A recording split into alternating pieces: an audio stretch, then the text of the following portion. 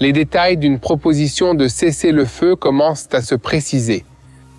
Et cela ne signifie certainement pas que la guerre est terminée, mais cela pourrait même signifier qu'il y a une rébellion au sein du Hezbollah qui changera toute l'équation des deux côtés de la frontière. Quoi qu'il en soit, tant pour les Libanais que pour les Israéliens, il est généralement admis que, d'une manière ou d'une autre, cette guerre se terminera un jour et que les choses ne reviendront jamais à la situation qui prévalait avant le début de la guerre. C'est peut-être pour cette raison que le Hezbollah a envoyé une importante salve de roquettes sur le nord d'Israël dans la nuit de lundi à mardi, mais pas autant qu'on le craignait, ce qui soulève la question de ce qu'il reste de l'arsenal de missiles du Hezbollah. Pendant ce temps, dans la bande de Gaza, le Hamas montre des signes de désintégration, y compris une déclaration admettant la défaite, mais s'accroche aux otages. Par ailleurs, des actes d'accusation ont été déposés en Allemagne contre 4 terroristes du Hamas qui projetaient d'attaquer l'ambassade d'Israël à Berlin. Nous avons beaucoup à dire aujourd'hui, alors plongeons dans les détails.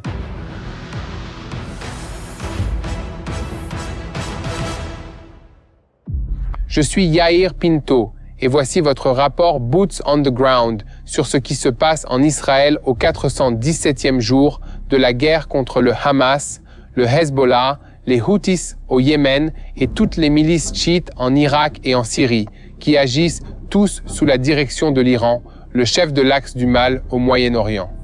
Le New York Times a rapporté lundi soir qu'un cessez-le-feu entre le Hezbollah et Israël semble plus proche après que le guide suprême iranien, l'ayatollah Ali Khamenei, a donné son approbation à l'accord qui se dessine.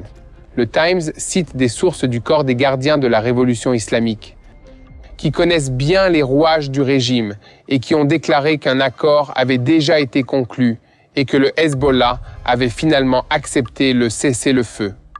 Mais que cela signifie-t-il ?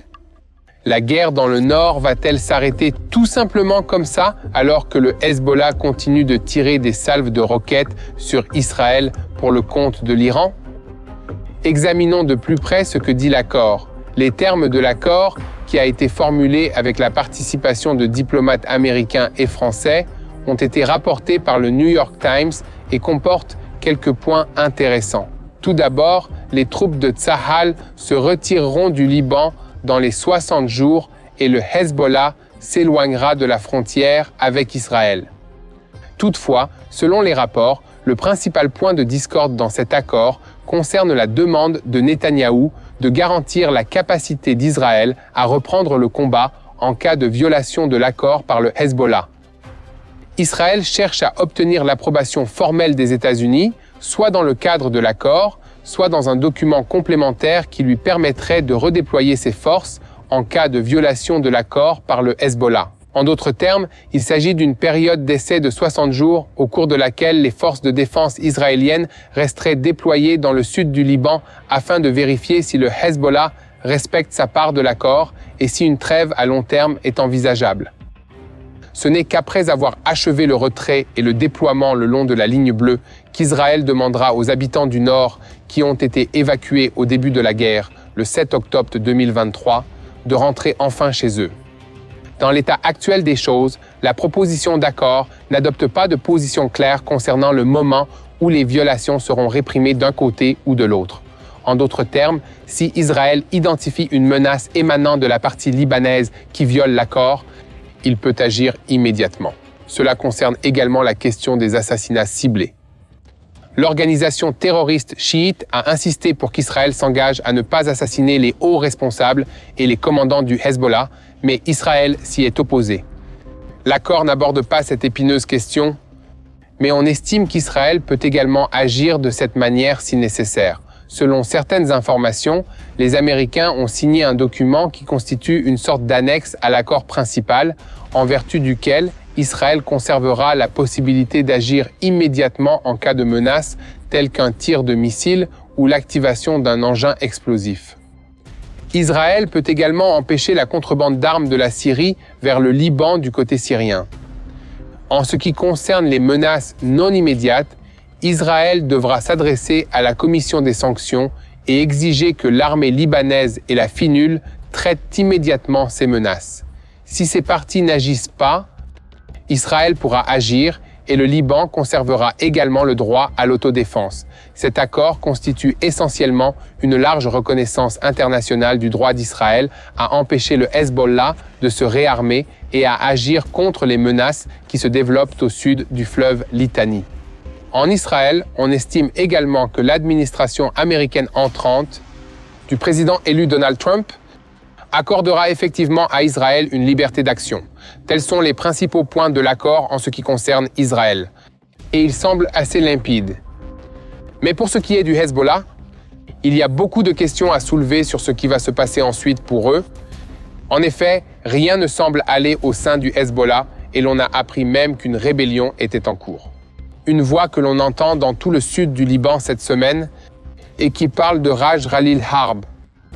Le chef des djihadistes refuse un cessez-le-feu et un analyste libanais a ajouté dans des déclarations aux médias que les factions extrémistes considèrent Naïm Qassem comme un chef et leader faible et lâche qui ne venge pas le sang de Nasrallah.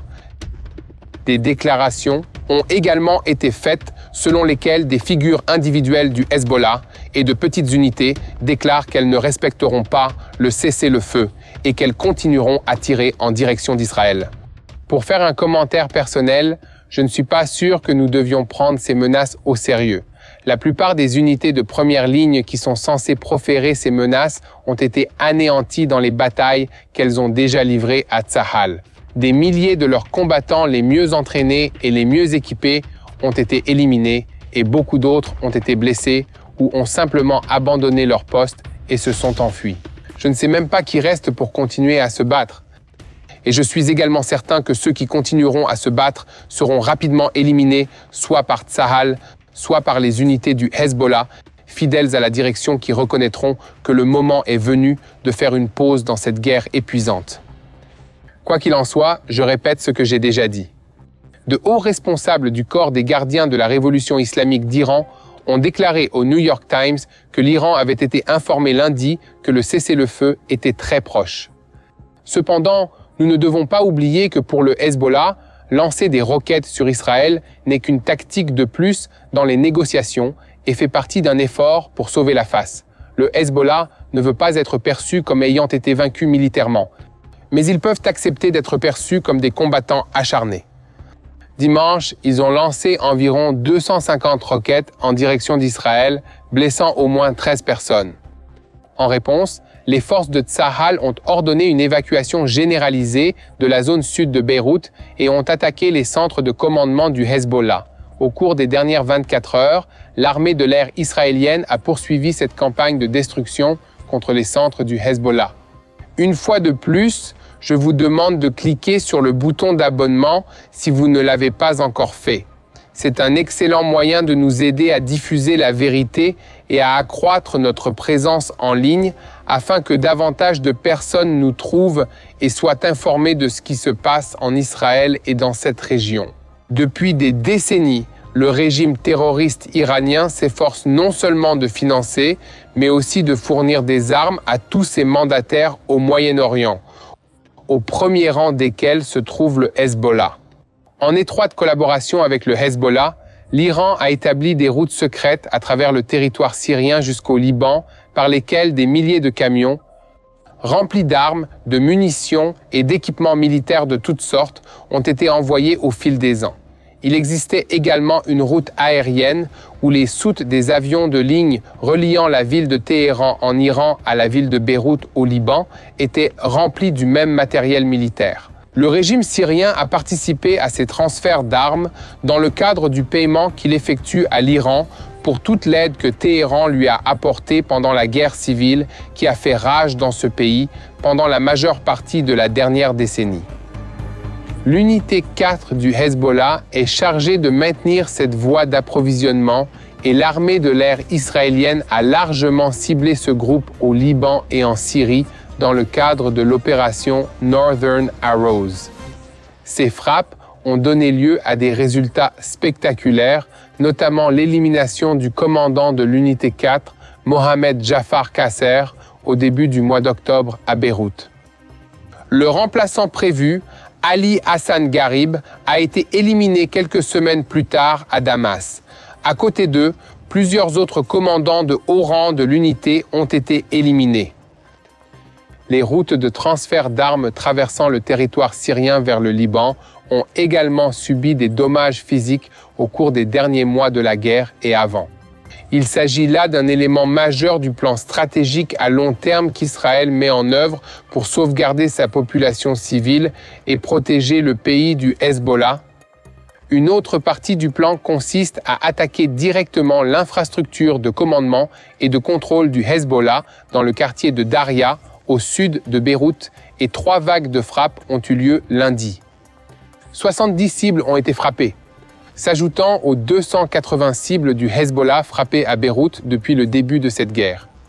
Selon un communiqué de Tsahal, nous sommes dans une attaque musclée contre le Hezbollah et même dans le cadre de la défense, nous n'avons pas donné de nouvelles instructions pour l'instant. Ce sera donc l'échelon politique qui dirigera le déroulement de cet accord en donnant des instructions pour que l'armée de défense israélienne sache comment agir. Nous nous concentrons maintenant sur la bande de Gaza où les forces de Tsahal opèrent dans plusieurs zones. La principale zone d'opération est le secteur nord où la force de la division 162 manœuvre dans le camp de réfugiés de Jabalia. Ces forces sont composées de la 401e brigade blindée, des brigades d'infanterie Kafir et Givati, ainsi que de l'unité multidimensionnelle, sont sur le point de vaincre le noyau dur du Hamas qui s'est concentré et opère dans cette zone précise depuis plusieurs mois déjà. Plus de la moitié des 3000 terroristes du Hamas qui se sont concentrés dans cette zone ont déjà été éliminés, tandis que beaucoup d'autres se sont rendus ou ont été faits prisonniers. Il ne reste donc plus que quelques centaines de résistants. Dans le secteur central, Tsahal a renforcé sa présence dans le principal couloir d'accès.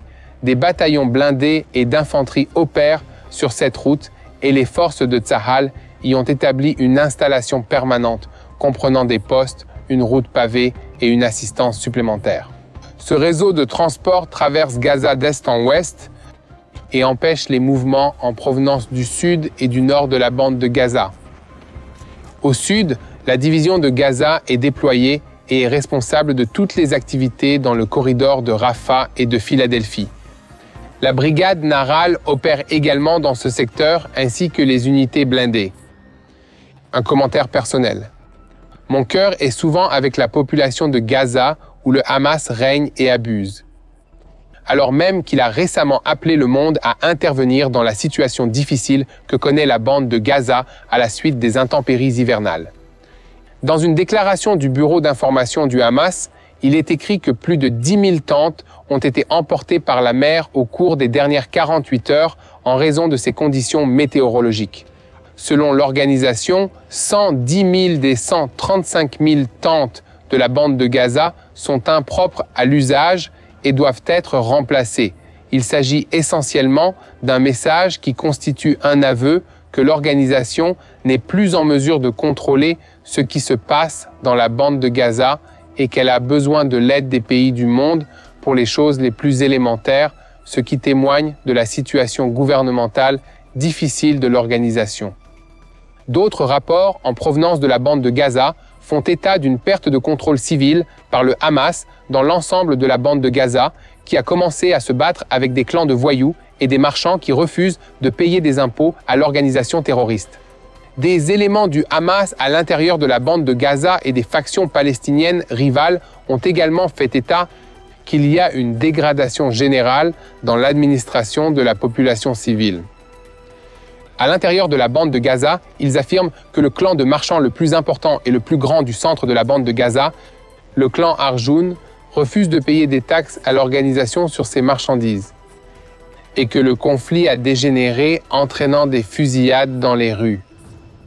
Telle est la situation à l'intérieur de la bande de Gaza, et comme l'accord avec le Hezbollah au Liban, dans notre nord, est directement lié à ce qui se passe dans la bande de Gaza.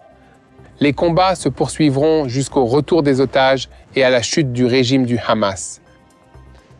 Merci de continuer à diffuser la vérité et de rester à l'écoute de ce qui se passe en Israël en temps réel. À TBN francophone, nous organisons une campagne de dons afin que nous puissions continuer à créer du contenu depuis Israël. mais aussi depuis la France. Rendez-vous donc sur tbnfr.org. Tout don sera une bénédiction. Nous terminons notre bulletin d'aujourd'hui avec des nouvelles d'Allemagne, où le procureur général fédéral a déposé un acte d'accusation contre 4 membres d'une cellule terroriste du Hamas qui avait l'intention d'attaquer plusieurs cibles en Allemagne. Les autorités de la ville de Karlsruhe, où se déroule le procès, ont annoncé que les 4 détenus étaient accusés d'appartenir à l'organisation terroriste Hamas. L'acte d'accusation fait également référence aux armes que les membres de la cellule terroriste ont accumulées et cachées au cours des dernières années.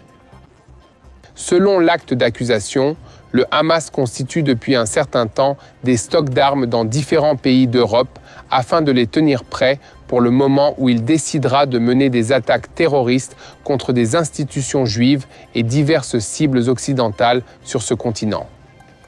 L'organisation fait appel à des collaborateurs étrangers pour entretenir les entrepôts d'armes improvisés qui sont disséminés dans divers pays, certains étant même enterrés dans le sol.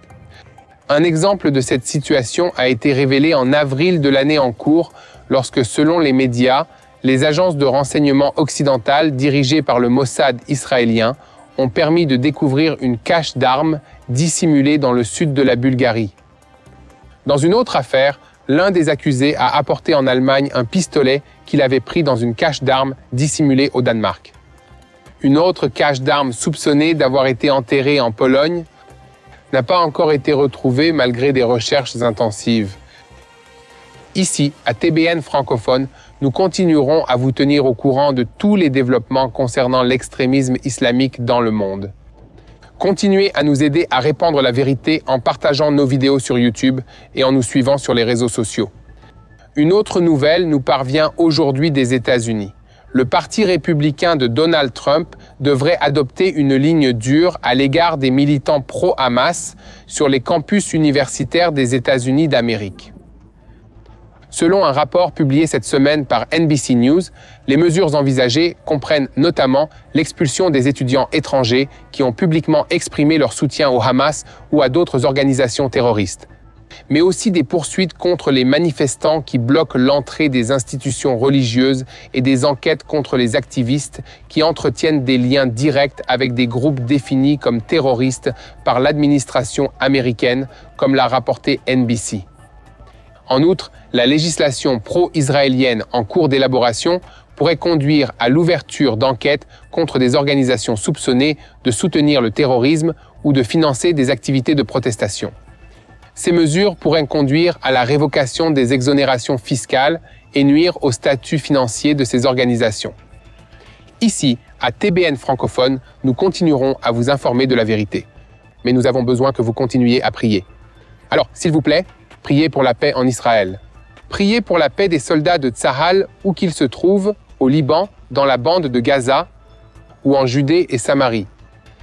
Priez pour le retour rapide de nos otages. Les amis, nous avons encore 101 otages dans la bande de Gaza. Unissons-nous et prions pour que tous rentrent bientôt dans leur famille, en bonne santé, mentalement et physiquement. Continuez à prier pour la paix en Israël et, le plus important, n'oubliez pas de prier pour la paix à Jérusalem.